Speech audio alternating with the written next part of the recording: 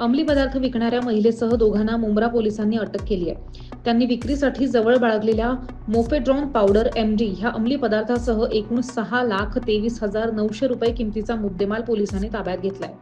Mumbra bypass रस्त्यावरील सध्या बंद असलेल्या टोल नाक्याजवळ MD पावडर विकण्यासाठी काही जण येणार अशी माहिती पोलिसांना मिळालेली होती. पोलिसांनी सापळा रचून फैजान मेमम तरन्नुम फणसोपकर ह्या महिलेला ताब्यात घेतलंय.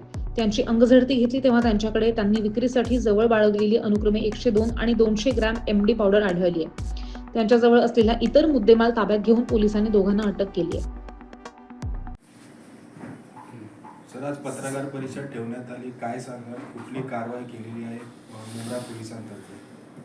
आपले पोलीस ठाण्याचे पोलीस आयुक्त श्री आशुतोष डुमरे सर यांनी वेळोवेळी आदेश दिलेले आहेत की आपल्याला ठाणा शहर हे नशामुक्त करायचं आहे. त्याच्या अनुषंगाने आपण 2 टीम फॉर्म केलेल्या आहेत, एक API सुरवाडे साहेबांची आणि एक PSI सानप सरांची. या दोघांनी अतिशय चांगली कामगिरी केलेली आहे. 21 तारखेच्या 21 डिसेंबरच्या सकाळी 7:30 वाजता त्यांनी जे आपला बायपासचा जो टोल नाका आहे बंद पडलेला, तेथे फैजान अब्दुल गफार मेमन आणि तरन्नुम अफजल फणसोपकर हे शिळफाटा इथे राहणारे दोघ जण, एक युवक आणि युवती आहे, त्यांच्याकडनं 302 ग्रॅमचा 6,23,000चा MD हा पदार्थ आहे नशेचा, तो पकडलेला आहे. एक मोठी चांगली कारवाई झालेली आहे आणि याची लिंक पुढे शोधायचं काम चाललेलं आहे.